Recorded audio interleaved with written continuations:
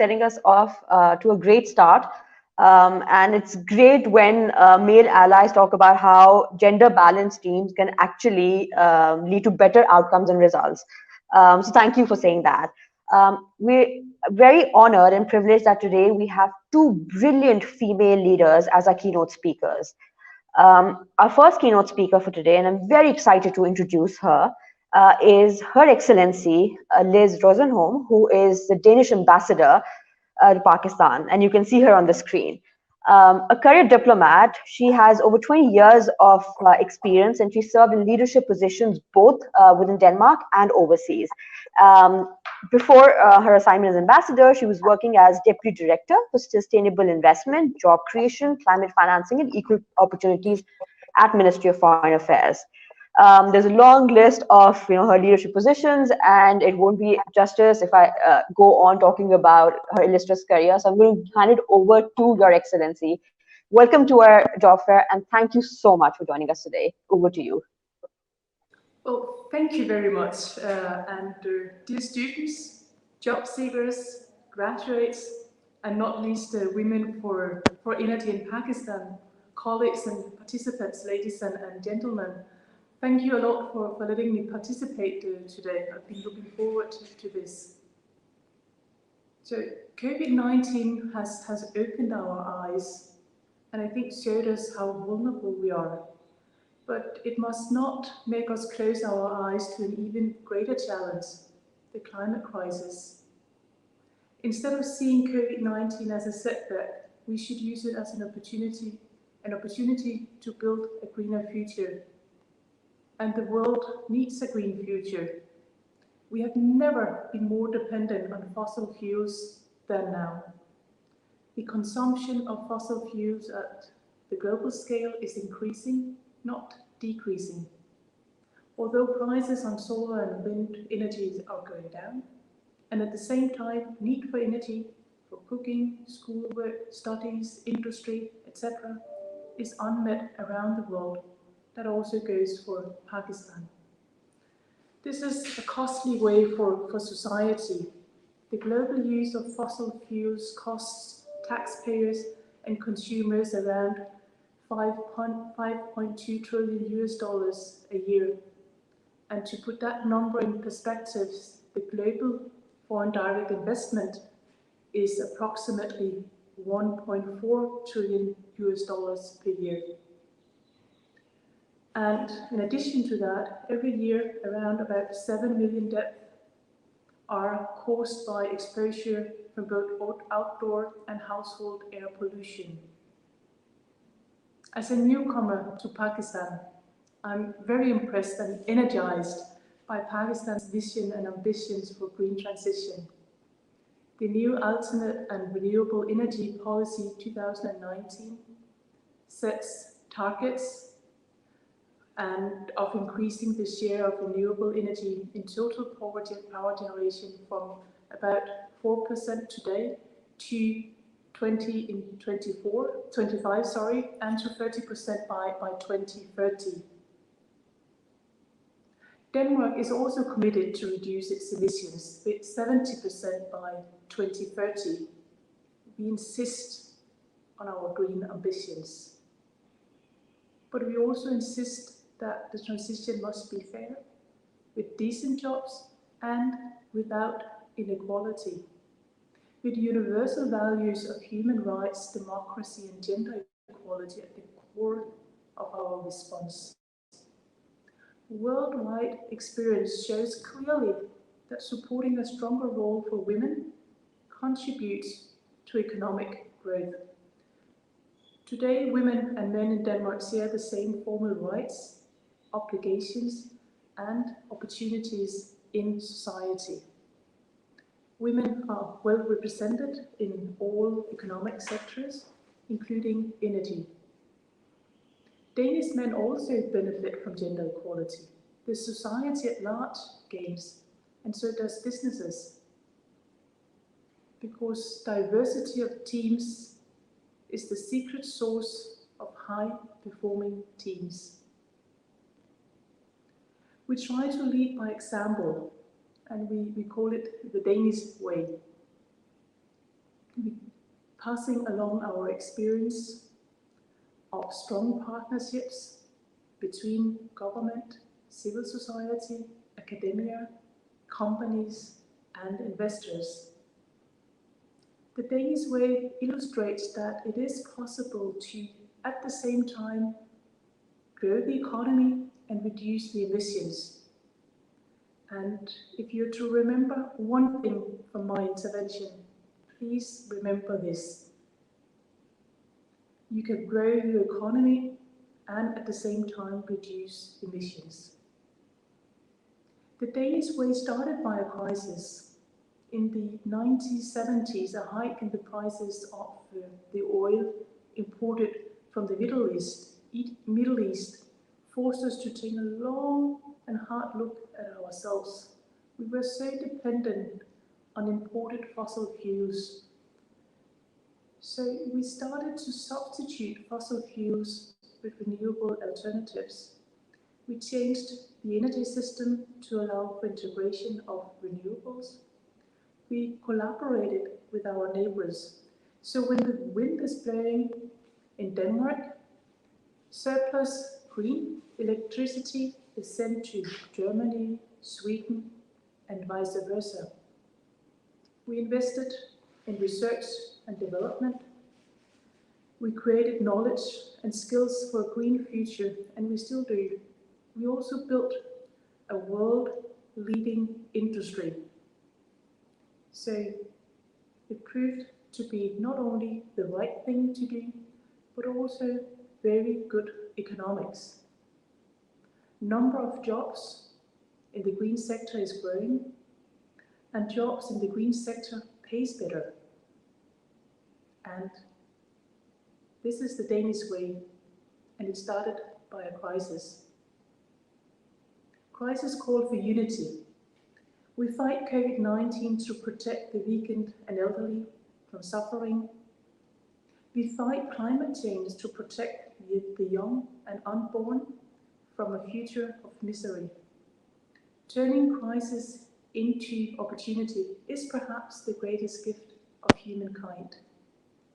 So let us use it to bring hope, change, and a brighter future for all. I would like to thank Women in Energy for providing me this platform to share with you the story of Denmark's green transition and to share with you the importance of gender equality. Thank you for listening. Thanks. Thank you so much, Your Excellency, for this speech and telling us about the values of gender equality that Denmark espouses and the green energy transition that Denmark has seen. And we look forward to partnership between the two countries, but also partnership between the Embassy of Denmark and Women Energy and Women Engineering Pakistan for increasing female labor force participation, but also increasing or encouraging more girls to come into STEM fields. So thank you so much. And with that, I'm going to move to our next keynote speaker for today, who is Miss Melinda Good. Melinda is the operations manager at World Bank Pakistan office. She oversees the investment program in Pakistan, which covers human development, sustainability, infrastructure, economy, and competitiveness. Melinda she started her career as a lawyer in a private firm, and she's also worked with Asian Development Bank and Millennium Challenge Corporation. As you all know, World Bank has been working with the government and the private sector to create an enabling environment to have more women in the job market. And I am extremely excited that we have Melinda today with us as a World Bank staff myself. So thank you, Melinda, for joining us today, and over to you. Thank you, Sadia, and good morning, everyone. I hope you can hear me. So I want to also welcome everybody to this STEM Forward, fabulous name, mega online platform, and really thank We Power, thank you, Sadia, thank our partners in Women in Energy Pakistan, Women Engineers Pakistan, Women in Tech, and Code for Girls, among so many others. And I'm mentioning that because I also want to share a small personal anecdote. I came to Pakistan very early in my professional career. In 2000 was the first time I had visited. And I remember thinking at that time, even as a more junior professional, that quite often I was the only or one of only two women in the room. And I wasn't even working in a technical field. I was here working in development where there actually are more women. And when I came back in 2017, one of the first things that I did was attend a meeting like this with women who were beginning to put together We Power. And I also started going around to national incubation centers and to universities. And I was completely blown away by the number of women that I saw kind of coming into the public space and trying to be heard and trying to study.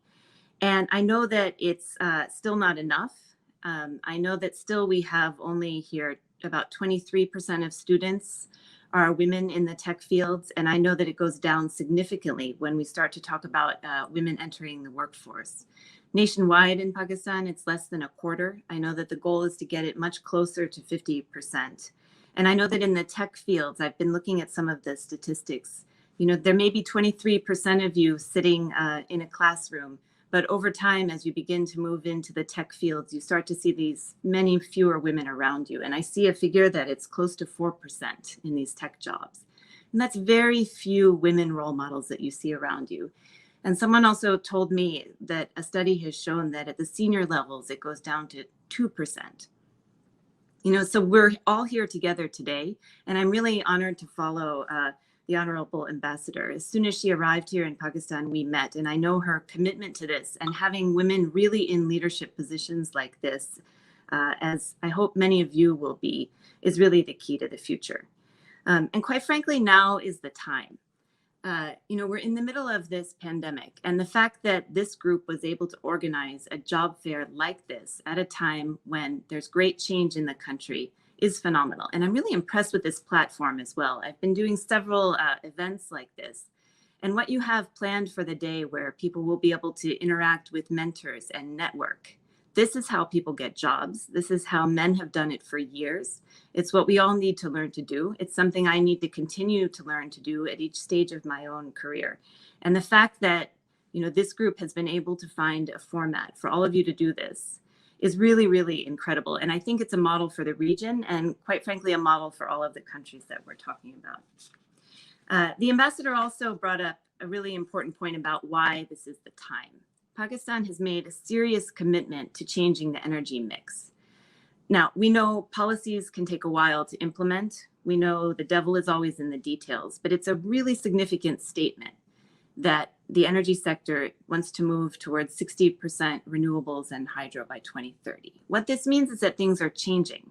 And often when you are a young professional, or if you're a woman who wants to re-enter the workforce, because many of us go in and out of the workforce, you know, when there's change, that means there's an opportunity for you. And so now is a golden opportunity. It's a green opportunity, even in the midst of this pandemic. And I don't say lightly about the pandemic. I also saw a statistic that we're not surprising to anyone who's connected. The COVID situation has hit women harder. Many women are working 2-3 jobs.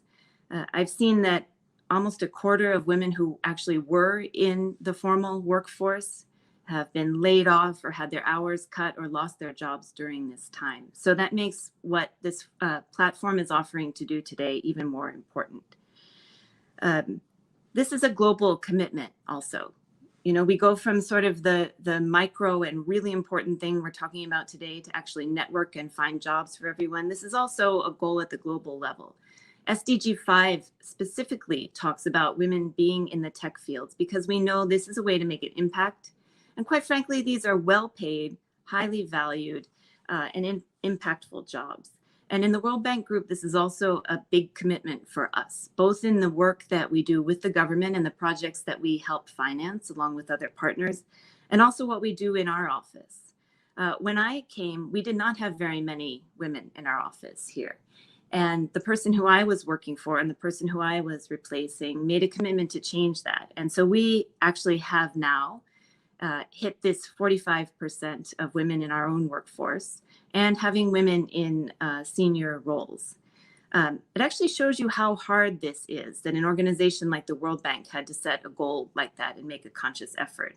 But it is a commitment we continue to make, and Sadia knows very well it's something we're trying to make in any project that we finance, to have a commitment that a certain number of women will be in project implementing units, that they'll have senior technical roles. It's not easy, but if we don't talk about it, it won't happen. When I look at interviews that WePower has done, they do amazing engagement surveys and other interview series. The reasons why this is so challenging for everyone shouldn't surprise anybody connected, right? It's the gender norms. It's the thing I just mentioned with COVID and other crises. And, you know, one of the things that jumped out at me is also a lack of facilities for women. And I think that there's a nice connection to having this discussion following World Toilet Day, because I know this is actually an issue. If we're going to talk about women in the workforce, we all need to make, and when we're in positions where we can influence these things, make it possible for women to physically be there. I myself have had this issue when I go to government offices or to private sector companies. You know, and I'm lucky that I work in an office where obviously on an hourly basis, this isn't an issue. So, you know, moving from the grand global goals to the crisis that we're in right now, to the opportunity, really, this is really the time to be doing this. And I'm just thrilled that WePower is continuing to work in these ways, even through the crisis. It's a fantastic voluntary professional network. I understand there are now 24 partners, and actually the Pakistan partners are the most active. And I really want to thank everybody who's doing this. As I mentioned, Women in Engineering Pakistan, Women in Tech, Women Engineers, and then some of the government and professional agencies, WAPTA and K Electric. It's working together like this and committing to spend time together and then to take action. That's going to make a difference. And so I encourage all the young women or women who want to re-enter the workforce or change their jobs to really, you know, ask the tough questions. Ask what you think your father or your brother would ask if they were in these, especially these breakout sessions where you get to meet with the real movers and shakers in the industry.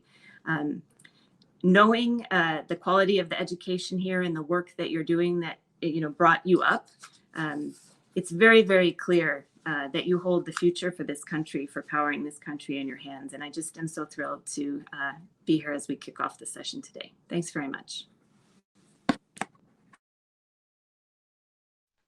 Thank you so much, Melinda. And thank you for talking about the work that the World Bank is doing, especially with our implementing partners. And thank you for the advice that you've given to the young girls or graduates who are going to be engaging with the exhibiting companies today. I think this is a platform for them that they can really take advantage of. And I know that in July and June, when a lot of graduates were coming back from their master after completing their masters, I got a lot of LinkedIn messages asking me how they can navigate their way through this pandemic and the job market, because I mean it affected all of us, and we're very lucky that we had our jobs, but I know how difficult it has been for a lot of women, especially with work from home and managing both household duties as well as work. So thank you again for that address. And now we actually have 10 minutes, but before we move on to our next session, I'm going to thank our generous sponsors without whom this job fair would not have been possible. First, of course, World Bank Group through the WePower network, which has been one of our strongest allies and partner for this job fair and for a lot of other initiatives of Women Energy Pakistan and Women Engineers Pakistan. And our titanium sponsors, K Electric and Ingro Energy, and our gold and silver sponsors, Contour, Ten Pearl, and Asia Foundation. And of course, all our exhibiting companies. So we really hope that over the 2 days, our 1,400 plus registrants have meaningful engagement and get the maximum benefit out of this platform.